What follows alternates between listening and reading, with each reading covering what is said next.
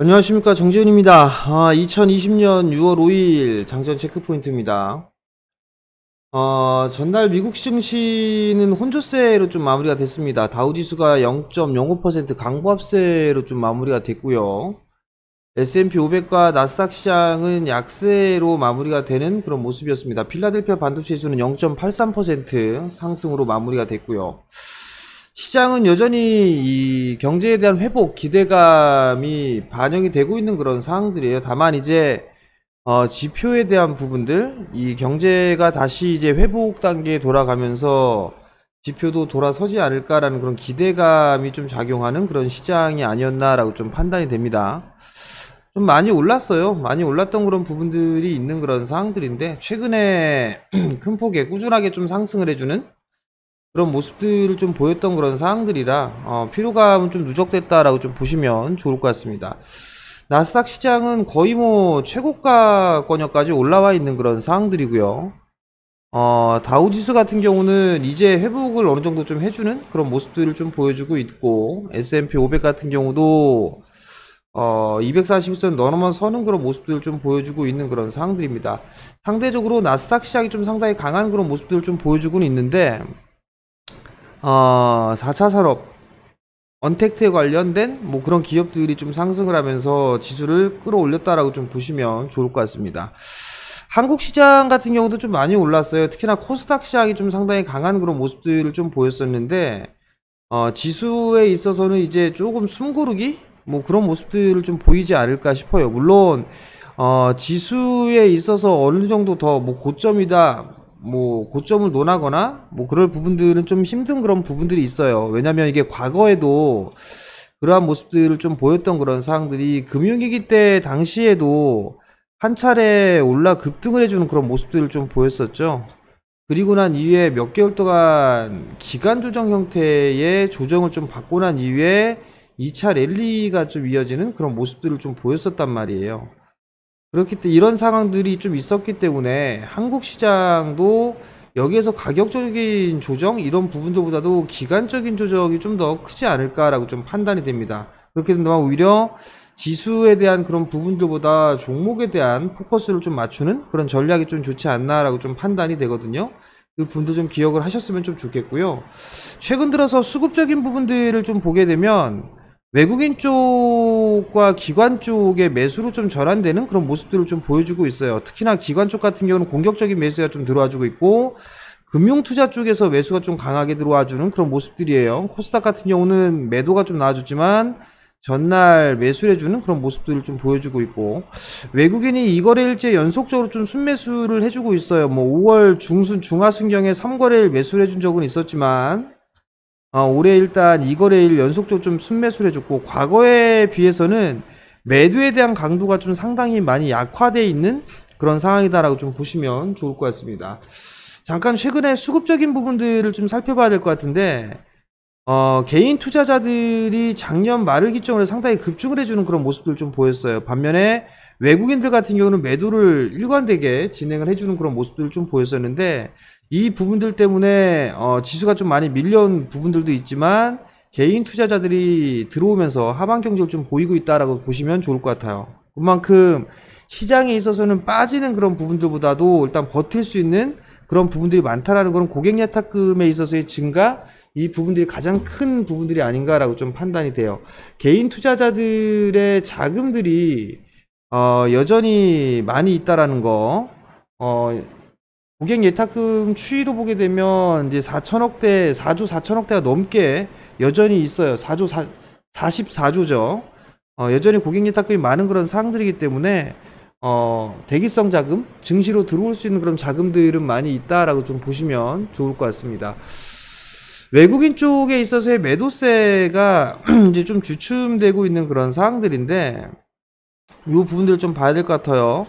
환율을 좀 보게 되면 이 1220원짜리대 이하 권역에서는 좀 매수세가 들어와 주는 것 같아요. 그렇기 때문에 이 1220원짜리대를 돌파를 해준다라면 또 매도세로 좀 전환될 수가 있는 그런 부분들이 나올 수가 있으니까 환율적인 부분들을 좀 체크를 해보는 그런 전략이 좀 좋지 않을까라고 좀 판단이 되고요. 그리고 다른 부분들을 좀 보게 되면 외국인 쪽 같은 경우는 펀드 쪽과 자금에 대한 부분들이 좀 많이 유사한 그런 모습들을 좀 보여주고 있어요. 펀드 쪽에 있어서 계속적으로 매도세가 좀 나와주는 그런 모습들을 좀 보였지만 시간이 지나면서 감소되는 그런 모습들이 좀 나와주고 있는 그런 상황들이에요. ETF 쪽도 감소가 되고 있는 그런 모습들이고, 그러면 결국 한국 시장에서도 외국인 쪽에 있어서의 매도세가 완화되고 있고, 매도에서 매수로 좀 전환될 수 있는 그런 포인트로 작용을 할 수 있지 않을까라고 좀 판단이 되거든요. 그만큼 외국인 쪽에 있어서 많이 매도했다라는 얘기는 바스켓을 많이 비웠다라는 얘기예요. 그렇기 때문에 외국인 쪽에 있어서의 매도세, 이 부분들은 좀 더 지켜봐야 되지 않을까라고 좀 판단이 되고요. 신흥국 쪽에 있어서 이 포지션 자체를 좀 보게 되면 신흥국 쪽의 이 비중, 한국에 대한 비중을 좀 보게 된다면 그렇게 많지가 않아요. 중국 쪽 같은 경우는 계속적으로 늘어나는 그런 모습들을 좀 보였었고, 대만 같은 경우도 늘어나는 그런 모습들을 보였지만, 한국 시장 같은 경우는 그렇게 늘지는 않은 그런 상황들이거든요. 그렇기 때문에 외국인 쪽에 있어서의 자금 유입도 한 번쯤은 좀 기대를 해볼 수 있는 그런 구간들이 아닌가라고 좀 판단이 됩니다. 지수는 좀 많이 올랐어요. 많이 올랐던 그런 부분들이 있기 때문에 여전히 좀 종목에 좀 포커스를 맞춰야 될 것 같은데, 한 가지 조금 봐야 될 부분들이 있어요. 월봉 차트를 좀 한번 볼게요. 주도 섹터들 한번 볼게요. 삼성 SDI 이격 과도하게 좀 벌어졌어요. 그죠? 네이버 마찬가지로 과도하게 좀 벌어지고 있고, 카카오도 마찬가지예요. 에코프로비엔 뭐 신규 상장이 빼고요. LG화학은 좀 덜 했죠. 덜 올라가는 그런 모습들을 좀 보였었는데, 이격이 좀 과도하게 월봉상에 벌어지고 있는 그런 모습들이 좀 나와주고 있어요. 그렇다는 얘기는 고점권역에 있는 그런 종목군들이 매물 소화 단계를 좀 더 거치는 그런 모습들을 좀 보이지 않을까라고 좀 판단이 되거든요. 예를 들어서 뭐 카카오나 네이버 여전히 뭐 성장을 할 수 있는 그런 상황들이지만, 수급적인 부분들을 좀 보게 되면 기관 쪽에 있어서 차익이 상당 부분 좀 나오고 있다라는 거, 20만원대 중후반 자리대에서 상당히 좀 매도가 많이 나오고 있다라는 점, 네이버 같은 경우 여전히 뭐 매수함에도 반복되는 그런 모습들을 좀 보여주고 있는 그런 상황들인데, 집중적인 매수세는 좀 보여주지 않는다라는 거, 그 부분들 좀 기억을 하셔야 될 것 같고요. 그렇다면 못 올랐던 섹터들, 그런 종목군들 위주로 좀 흐름들이 나오지 않을까라고 좀 판단이 되는데, 종목을 보게 된다라면 산업재 쪽 섹터들 같은 경우는 여전히 좀 힘들지 않을까 싶어요.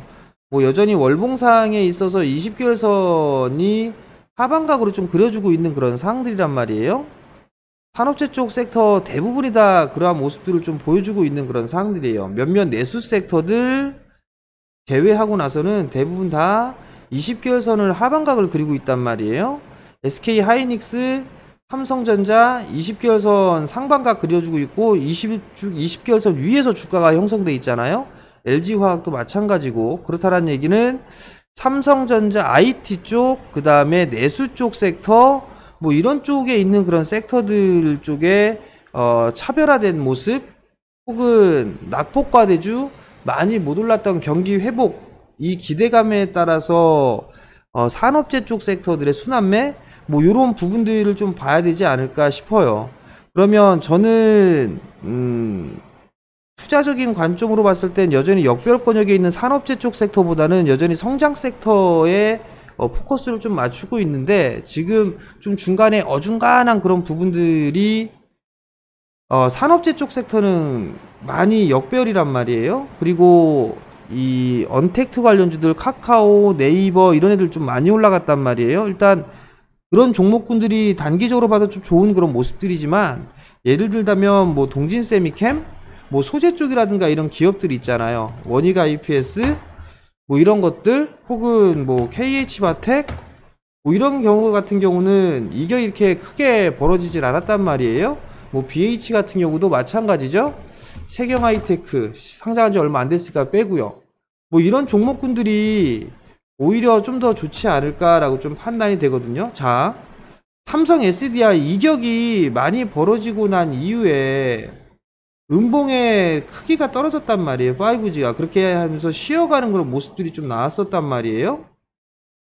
그렇기 때문에 일격이 과도한 그런 부분들이기 때문에 지금 많이 올라갔던 이 주도 섹터들 같은 경우 좀 숨고르기가 얼마만큼 나오는지 그 부분들을 기억을 하셔야 될 것 같고, 지금 구간에서는 장기 투자로 뭐 신규로 진입한다거나 그럴 자리대는 아니다라는 거, 저는 그렇게 좀 판단을 하고 있어요. 뭐 밑바닥에서 매수를 해서 가지고 왔다라면 추세적으로 끌고 갈 수 있는 그런 사항들이지만, 지금은 신규로 들어가서 이걸 중장기로 끌고 가겠다? 이런 종목군들은 좀 무리가 있지 않을까 싶어요. 그러니까 그 부분도 좀 기억을 하시고, 동 섹터 내에서, 주도 섹터 내에서 못 올라가 있는 그런 종목군들이 있을 거예요. 그런 종목군들로 보는 전략, 또는 장기 성장을 할 수 있는 반도체, 디스플레이, 이쪽 장비, 소재, 부품 이런 쪽의 종목군들이 좀 더 좋지 않을까라고 좀 판단이 되거든요. 그러니까 그러한 부분들 좀 기억을 하시고 시장에 좀 대응을 하셨으면 좋겠고요.